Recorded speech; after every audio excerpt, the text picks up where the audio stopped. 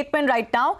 He has gone on to say, and I quote, "We want to stress that Chinese government always asks Chinese businesses to abide by international and local laws, regulations. Indian government has a responsibility to uphold the legal rights of international investors, including Chinese ones." So certainly, this is coming as some sort of a retort to the Indian decision. I was wondering actually, when is it that it was going to be made about rights and international customs and rights for businesses and investors to function? India certainly will have to look at that aspect as well, because a policy decision is one, but a decision like this after you take on apps will have to be universal and across the board. So that's certainly something that we'll have to wait and see more about. Okay, let me go across to Binay Singh once again.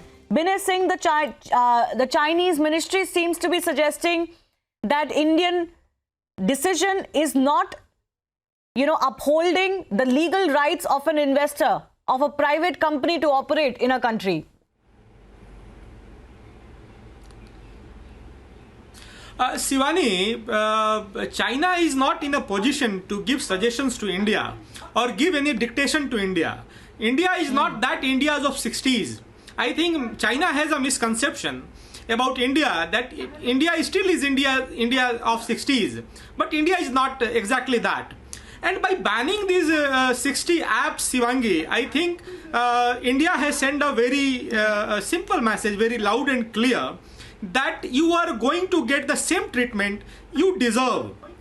We are not going to spare you. And the Chinese government, they have given the reaction. They are talking about responsibility. How can China ask about responsibility with ask a question about responsibility with India? Okay. China doesn't have responsibility. I understand the larger vein that you're moving in. No, I understand the point. I don't think the world is also going to take, Sangeet Ragi, look at it very simply, that China is telling, that you have to maintain the environment in which international companies operate. But this is a question that India will have to look at. So far, India has said that because of security concerns, they have banned these apps. But what about similar apps that emanate from other countries? We have to make a policy framework. Sangeet Ragi. That is precisely the reason that the government of India has come out with, that these applications are being banned for the simple reason that they have posed security concerns. They are threatening to the sovereignty and integrity of the country. And under international law, if such things appear, all countries are entitled to exercise the power of banning the companies. And therefore, the government of India, do you think that the government of India might not have gone through all these things? Yes, they have gone through it.